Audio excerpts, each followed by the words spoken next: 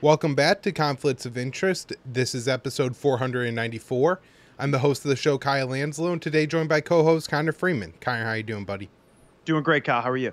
Doing very well. Happy to have you back on the show today. We have a lot to talk about, especially when it comes to the war against Gaza. It is very, very ugly there. I know you have quite a few things to say about it. I have one story on the Ukraine situation before we get into that. So everybody be sure to share today's show. You find it at the Libertarian Institute, on the blog at antiwar.com, YouTube, Rumble, or Odyssey for the video version of the show. It's up anywhere you could listen to audio podcasts. And of course, you can follow me and Connor on Twitter. I'm at Kyle _. The show is at Con_interest. And Connor, just real quick, remind people how they follow you. Yeah, I'm on Twitter at Freeman's Mind 96, and my Instagram has been a little bit dormant, but keep an eye on it. I'm going to be running some things on there here more in the near future. All right. Thank you, Connor. All right, Connor, so the first article I have up here today is Ukraine is set to make lobby push in U.S. for more weapons and training. I wrote this for the Institute Wednesday, November 11th. Ukraine and some European countries are ramping up a lobbying push in the U.S. to get Americans to back more aid to Kiev. Ukrainian officials are seeking new long-range rockets and accelerated training programs. The propaganda push comes after a Time magazine article portrayed Kiev in disarray and a hotbed for corruption. According to Politico, Ukrainian officials and allies in Europe are ramping up their lobbying campaign in the U.S. for new weapons and training. The authors cite a recent Ukrainian delegation that toured America with a wish list that included U.S. Marine Corps training on conducting ship-to-shore operations, new air defenses to take down Russian glide bombs that are devastating Ukrainian forces, and long-range single warhead version of the Army tactical missile systems, the ATACMS, that the Biden administration has secretly shipped to Ukraine, but so far has only provided them with the cluster variant of that weapon.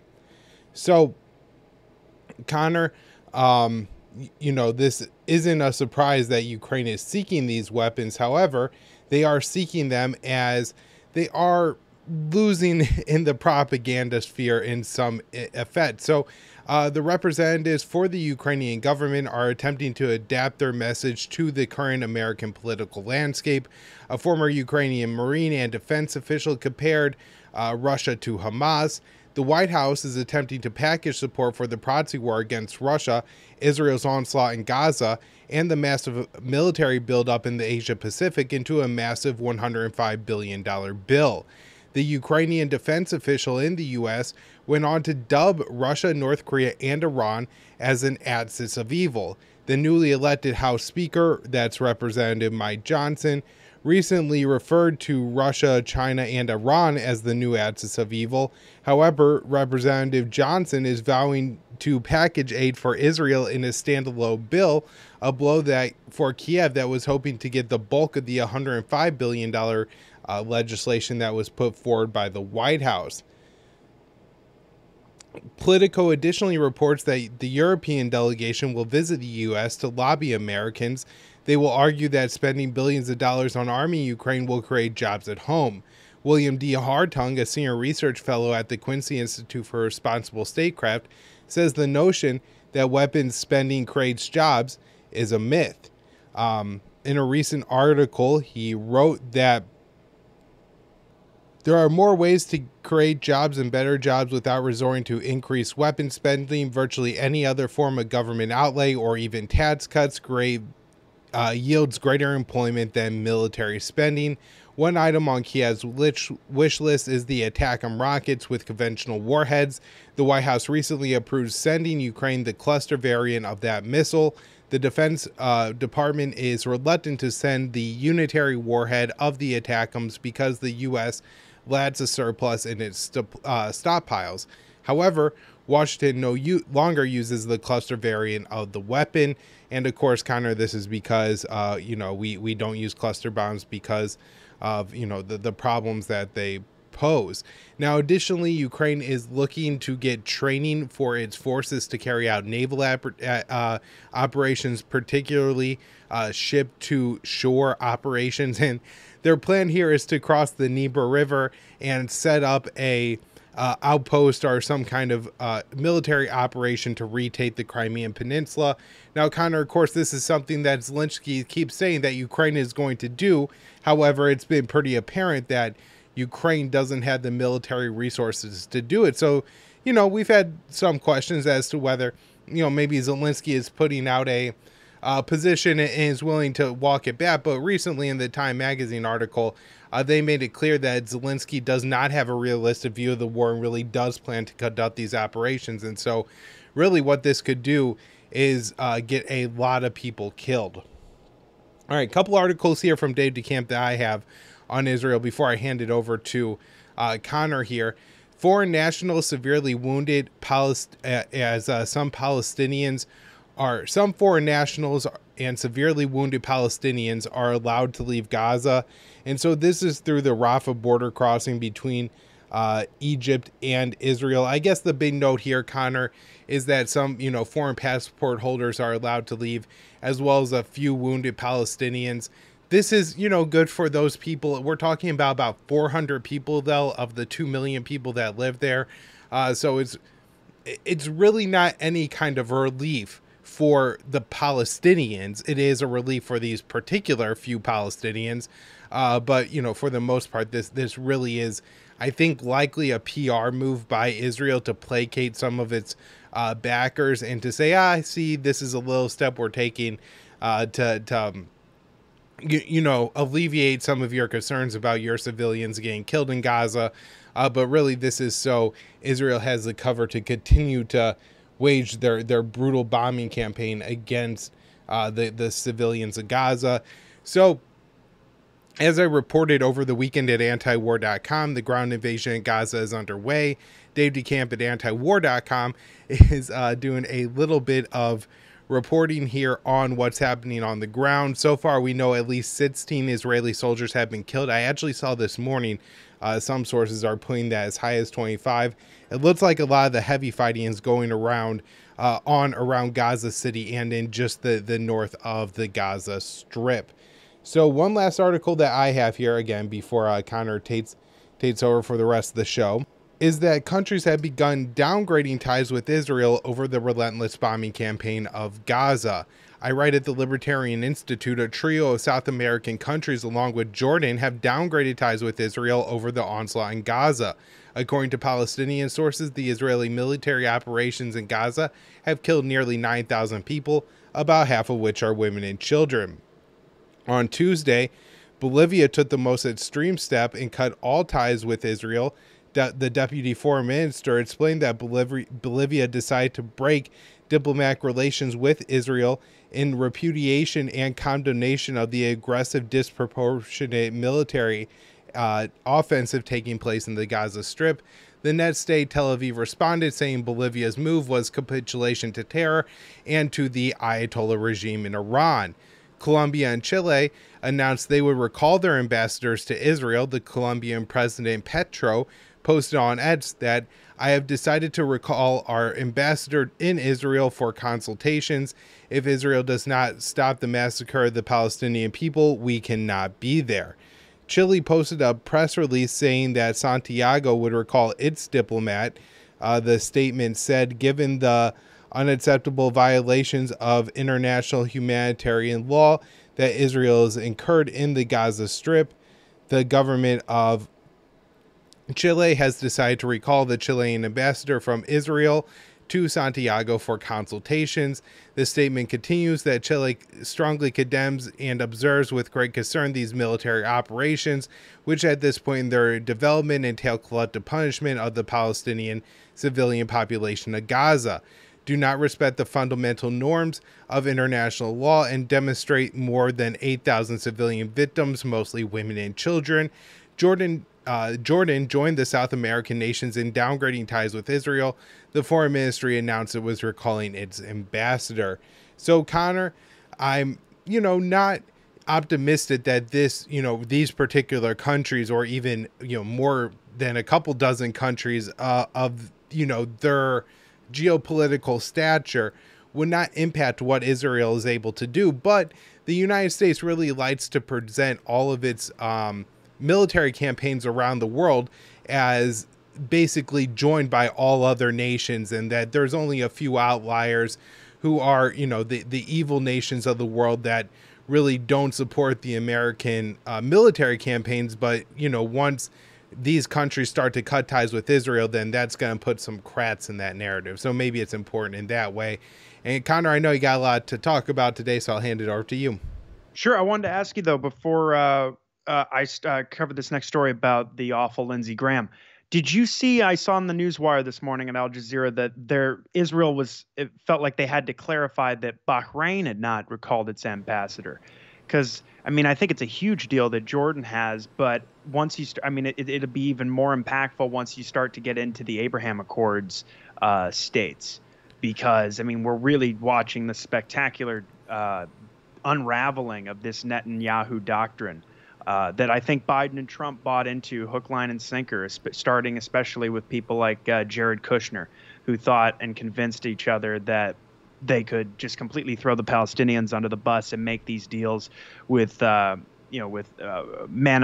and Abu Dhabi, and then on to, we're talking about Morocco and Sudan, but particularly in the Gulf region. You have these countries that refuse to normalize ever with Israel officially under the Arab Peace Initiative until there's a two-state solution. And then in exchange for American weapons did all of this, which was just completely scandalous. We've been talking about how that's becoming more and more unpopular. But what's the story on Bahrain? And did you see anything else on that?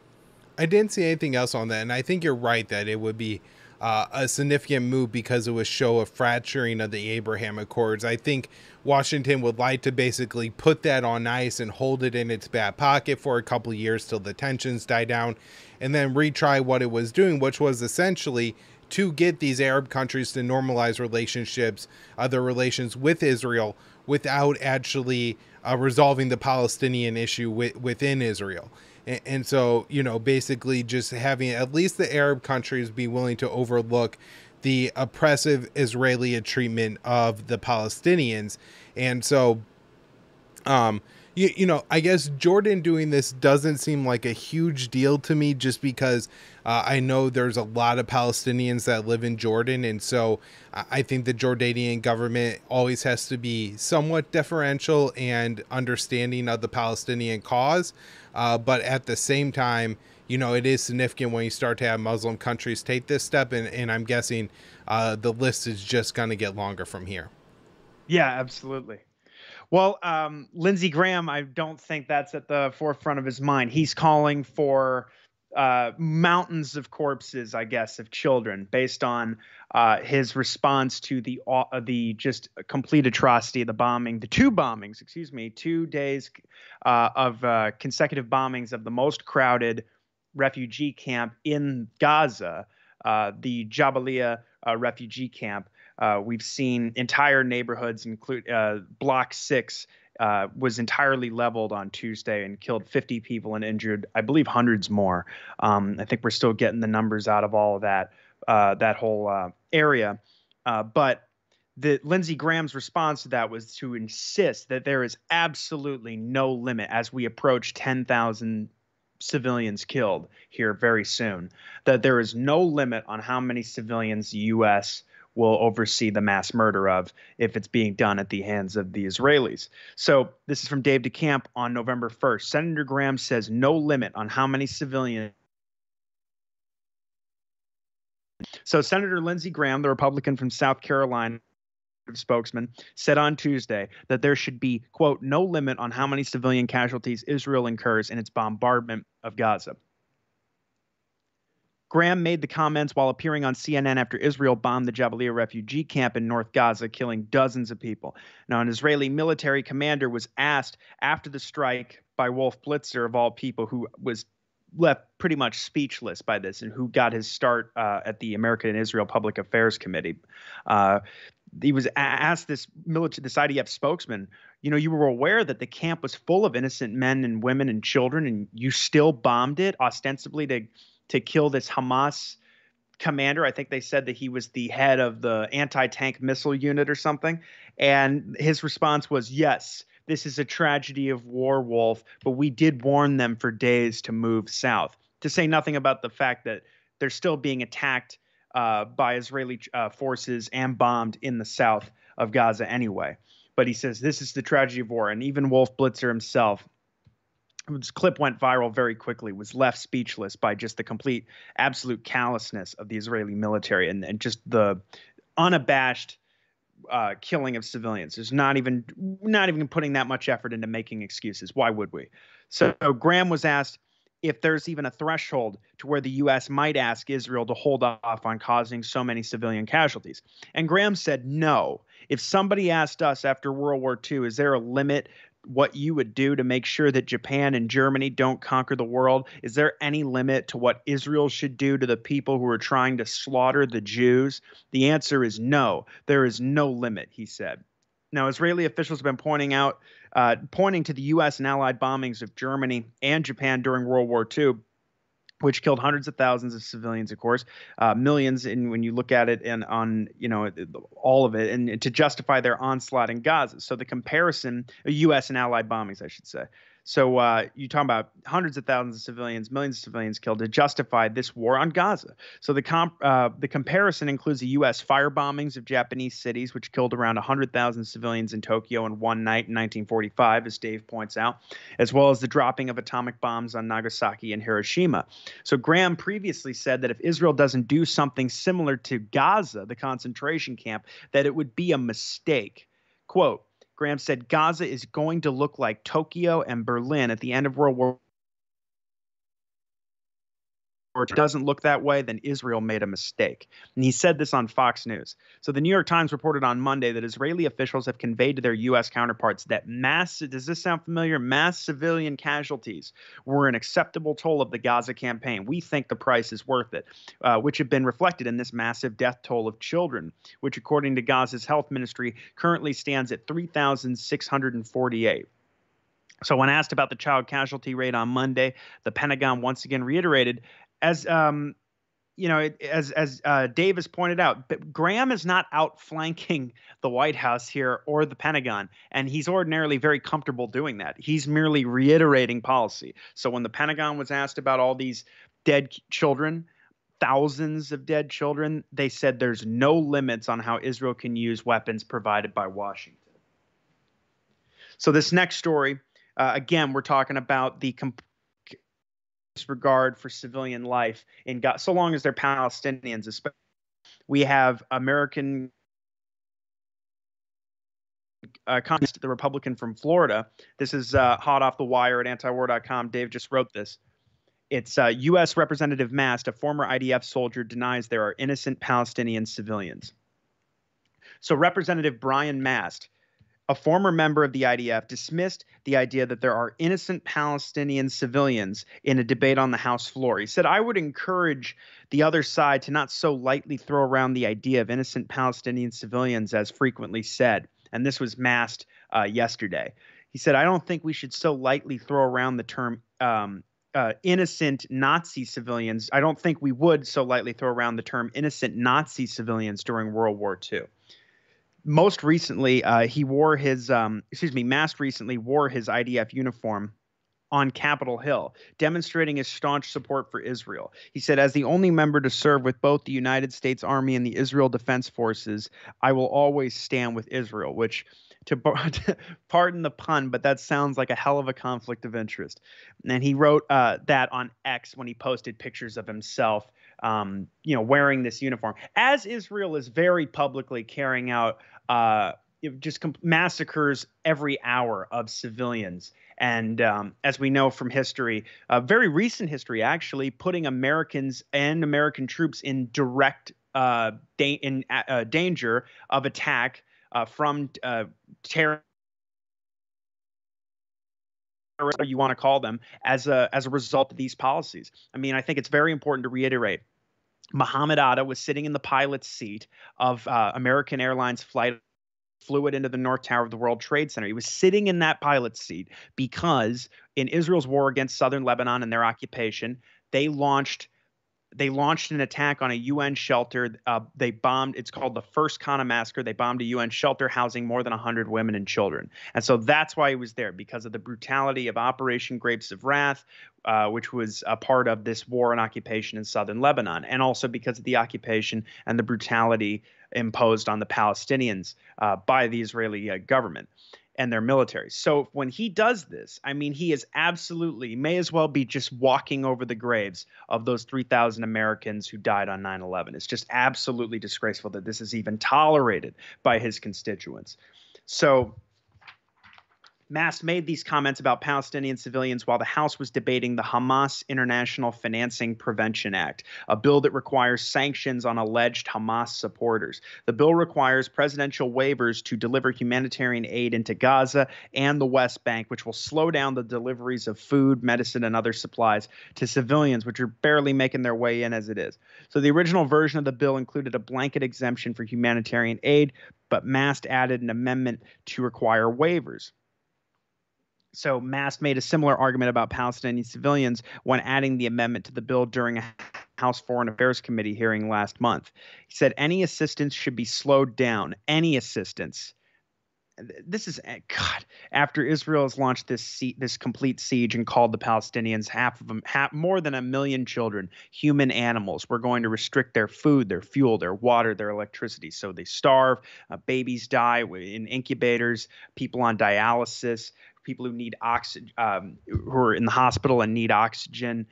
This is just incredible. And so he says, any assistance should be slowed down because I would challenge anybody in here to point to me which Palestinian is Hamas and which one is an innocent civilian, which is the child that was poking other Israeli children. According to The Intercept, Mast was referring to a video that purportedly showed a Palestinian child poking an Israeli hostage in Gaza. And which ones exactly are the innocent ones? It should absolutely be every effort made to slow down any perceived assistance that's going there. The Hamas International Financing Prevention Act passed the House in a vote of 363 to 46. 45 progressive Democrats voted no, and 1 Republican thankfully voted against the bill, and that's Representative Thomas Massie, who's been very good on this whole issue.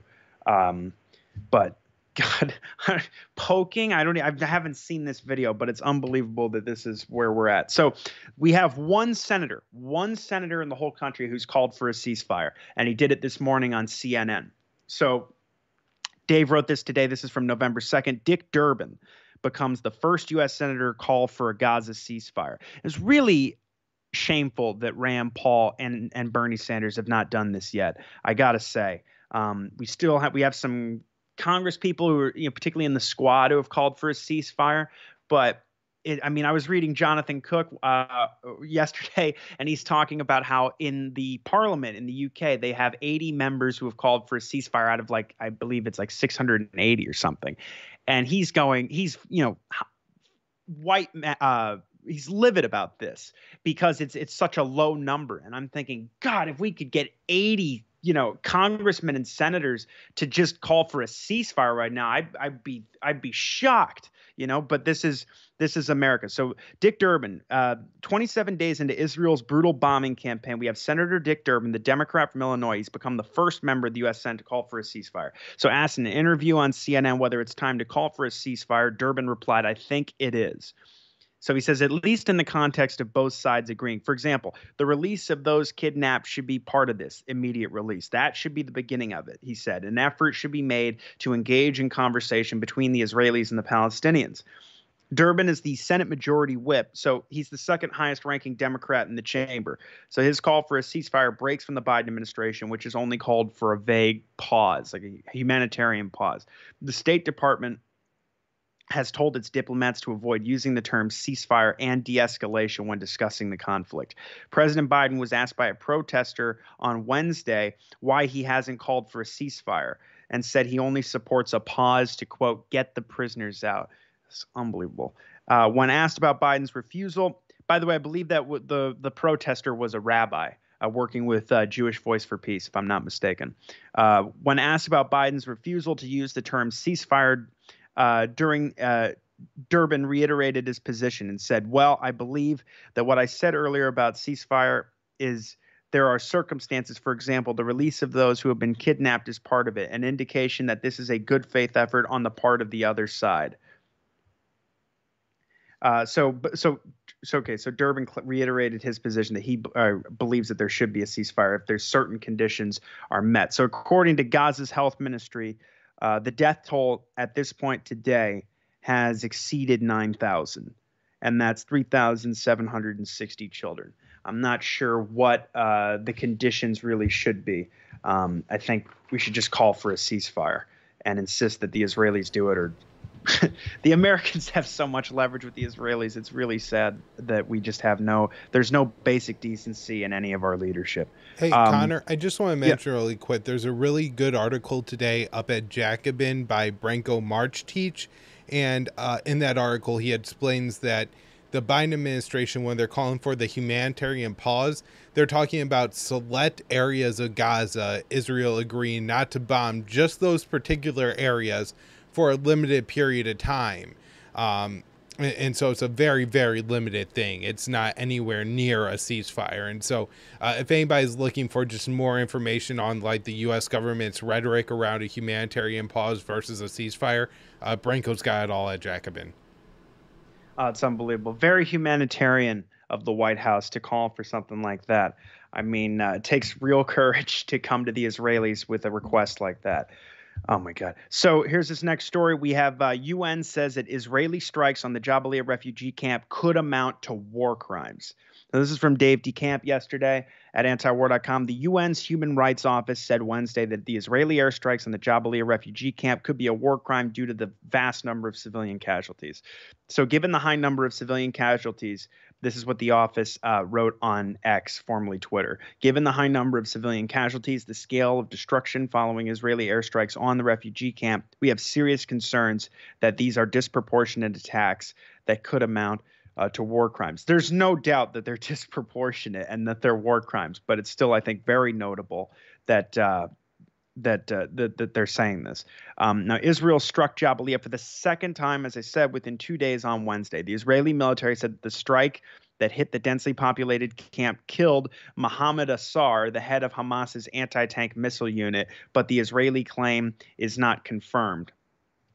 There's several great articles going around, but one in particular by Gideon Levy in Haaretz, who's a staunch critic of Israel and the occupation and the apartheid state in Haaretz, talking about, and I've seen this in several reports, at this point, people are digging their dead children out of the rubble with their bare hands. I mean, this is just the one of the worst things we can possibly imagine or do to another group of people. It's just unconscionable. So Gaza's health ministry said scores of people were killed and wounded in the Wednesday airstrikes, but the death toll is not clear. A day earlier, Israeli warplanes hammered Jabalia, killing at least 50 people. Another phone and internet outage in Gaza on Wednesday made it difficult for media outlets to get a gauge of the death toll and the second Israeli airstrike on Jabalia. Now, according to the New York Times, the second strike took place in the Fallujah neighborhood of Jabalia, about a half a mile south of where the Tuesday bombings took place. So the paper verified footage of rescue workers and residents digging through the rubble and carrying what appears to be injured and dead people, including children. So after the Tuesday attack, an Israeli military spokesman, as I said earlier, acknowledged to Wolf Blitzer that there's women and children, innocent people all throughout this camp. And he made no apologies and just said that, hey, this is the reality of war. UN humanitarian chief Martin Griffiths also condemned the Israeli strikes on Jabalia. Quote, this is just the latest atrocity to befall the people of Gaza, where the fighting has entered an even more terrifying phase with increasingly dreadful humanitarian consequences. Okay, so we're moving to the West Bank now. And I really think, unfortunately, that things are going to get a lot worse, as they are in Gaza. Of course, things are going to get a lot worse in the West Bank here because very few people are paying attention. Al Jazeera is doing a great job of keeping up on all the violence and all the killings going on. It's up to 130 people have been killed in the West Bank, Palestinians, by settlers and Israeli forces since October 7th. But also, I would say Middle East Eye and The Cradle are doing a great job as well. So this piece is from The Cradle. Hundreds of Palestinians have been displaced by West Bank settlers since the start of last month, and this comes from a UN report. So over 800 people from at least 98 households in the occupied West Bank have been displaced by Israeli settlers since the start of last month. And this is according to a report from November 1st by the UN Office for the Coordination of Humanitarian Affairs. So the report reads, in 15 herding communities across the West Bank, at least 98 households comprising of 828 people, including 313 children, have been displaced amid settler violence or increased movement restrictions since the 7th of October. Now, just days ago, 141 Palestinians from the southern West Bank town of Kirbat Zanuta fled their homes after armed settlers threatened to kill them if they refused to leave. So, according to the report, several settler attacks took place on the Kirbat Zanuta herding community in October. As a result, 2/3 of the families residing in the area are now displaced. So the UN report says settlers too have imposed movement restrictions, blocking access roads to Palestinian communities. Such measures have limited Palestinians' access to essential services and livelihoods. In some cases, settlers have also damaged water resources relied upon by herding communities. And additionally, Middle East Eye reported last week that the settlers distributed flyers across the West Bank threatening Palestinians to flee to Jordan, as well as bloodied dolls and things like this threatening to kill Palestinians. And they said, this is your last chance to run to Jordan before we kill our enemies and expel you from our holy land, promised to us by God. The flyers read, also warning Palestinians of a new, quote, major Nakba coming their way. And this is in direct reference to the absolutely brutal mass murder and ethnic cleansing campaign carried out against Palestinian Muslims and Christians in 1947 and 1948, where Israeli terrorist organizations ethnically cleansed about 250,000 people, maybe more, from their homes, and built what's now called the modern state of Israel. So Israeli officials have admitted in recent months that settler violence is greenlighted by the government. These attacks have surged significantly since October 7th and the start of the Gaza-Israel war. So 2 Palestinians were shot and killed by Israeli settlers at a funeral procession on October 12th. The funeral being held was for 4 Palestinians killed by settlers in the village of Kusra a day earlier. As Israeli settlers attempt to, those were a father and son that they murdered, as we've covered previously. As Israeli settlers attempted to drive Palestinians out of their homes in the occupied West Bank, the Israeli government is currently planning to forcefully push the Gaza Strip's population into Egypt's Sinai Desert. A leaked intelligence document published on October 28th by an Israeli magazine details a meticulous plan to reoccupy the Strip and force its 2.3 million residents into the Sinai, where tent cities would be established to accommodate them. The plan highlights that the deported Palestinians would not be allowed to return. And this is amid calls from Likudnik members of the Knesset, as well as, right-wingers in the media in Israel, calling for a Nakba 2.0. I mean, it's they're talking about just completely wiping the people out of Gaza. And they've implemented, forcibly telling people to evacuate the north. And that's why that spokesman said to Wolf Blitzer, well, we told them to move south. That's why we just killed dozens of people, including all these women and children. We told them to move south. And they're pushing them south, and they're still attacking people in the south. They've bombed convoys of people trying to flee. Imagine telling 1.1 million people to flee their whole lives, leave it behind here in the north of the Gaza Strip, as this concentration camp is being indiscriminately bombarded all day, to flee to the south. And when you try and do that with your family, you get killed. And these are people who do not want to leave their homes and will die for their land.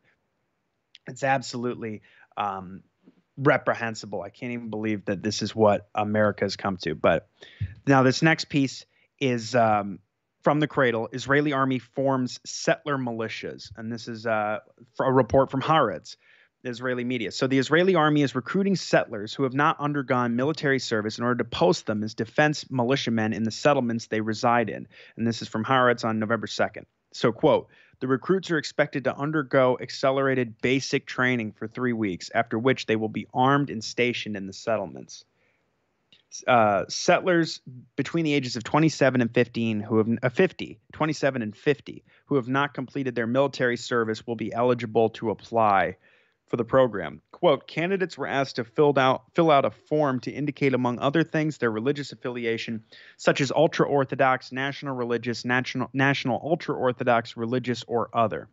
The settlements in question are the ultra-Orthodox West Bank settlements of Idbi, Hanakal, Malay Amos, Emmanuel, Beatar, Ilit, Tel Zion. Okay, I'm not going to read all these names. Settlers applying for the program will be examined according to various criteria.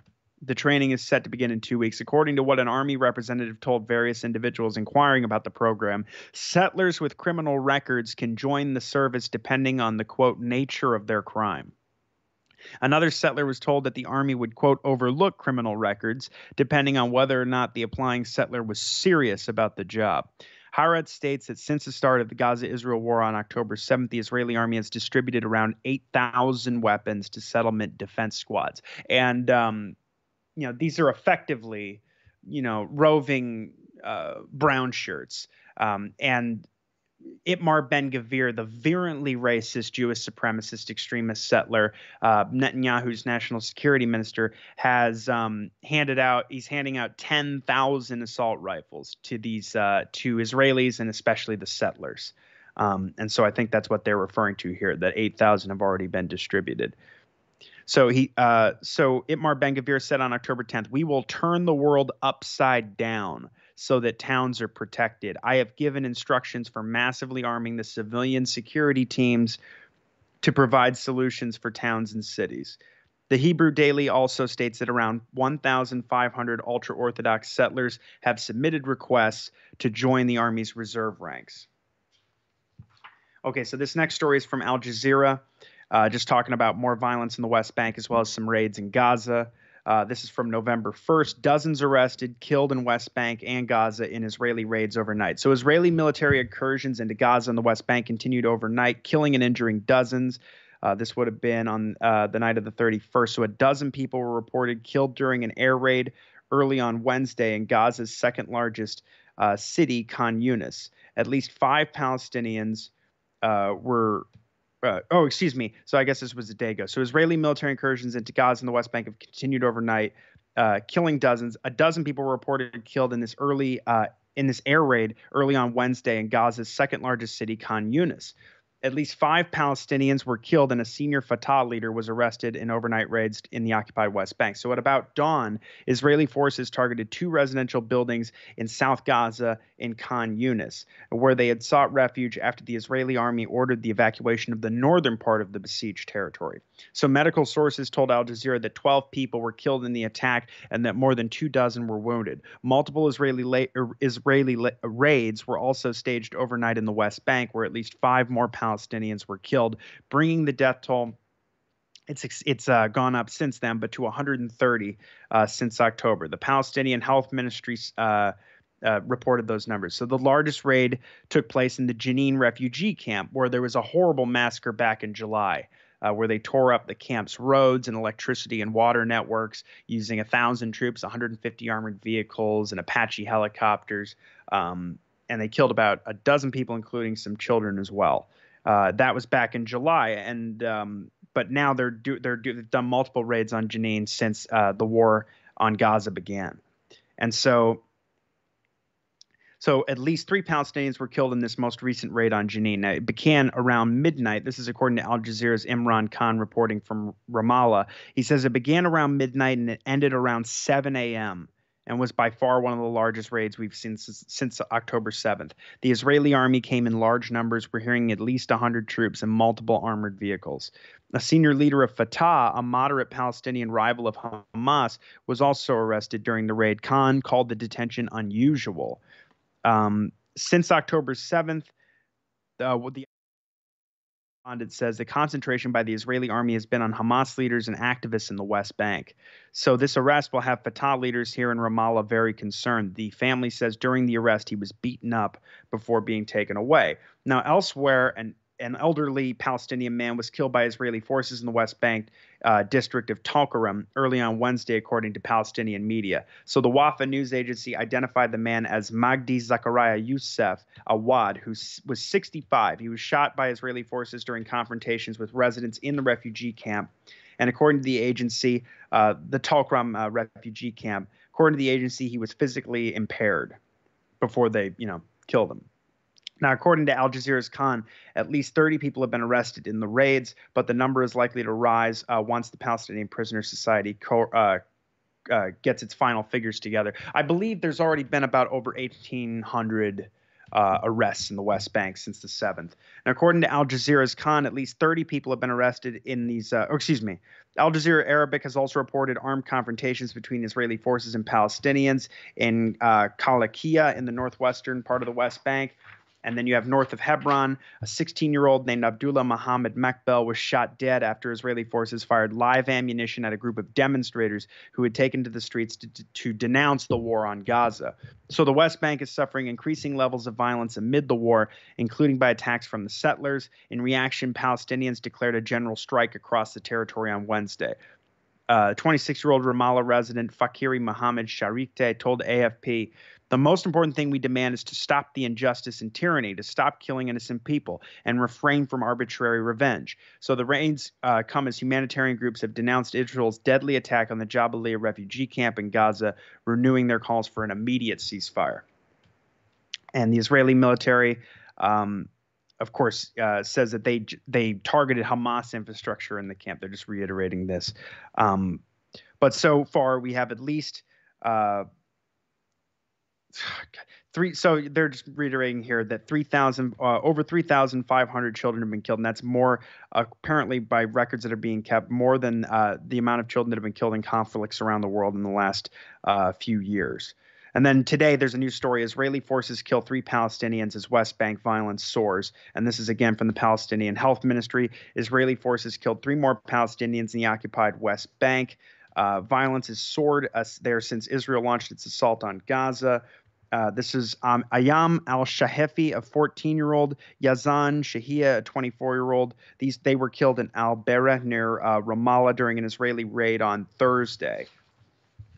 And so Israeli forces also killed a 19-year-old named Kosi Karan during a raid on Kalakia in the northern West Bank. And separately on Thursday, a 14-year-old named Hamdan Omar Hamdan died of head wounds sustained earlier this week by Israeli army gunfire. According to the Palestinian news agency Wafa, the boy had been in the car with his father at the time of the shooting. The deaths bring the number of Palestinians killed in the West Bank since the war began now to 133. And they say also an Israeli reservist was killed in a shooting attack near the settlement of Ein Nevev in the northern West Bank, and that's according to Haaretz. The man was apparently wearing a military uniform at the time of the attack.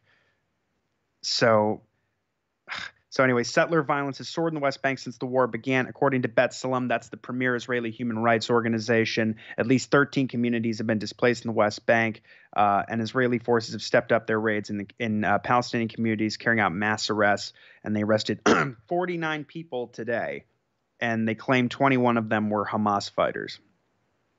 So, and yes, they clarify here that it's more than 1,800 have been arrested in the West Bank since the 7th, with more than half in administrative detention. And that is infamous for, you're talking about people being tortured and held for arbitrary long periods of time without even having charges brought against them. And that's life under the Israeli occupation. All right, Connor, thank you so much for the update. Wish you had some good news for us, but anyways, again, thank you so much, and we'll be back with more shows next week. Thanks, Kyle. Thanks, everybody.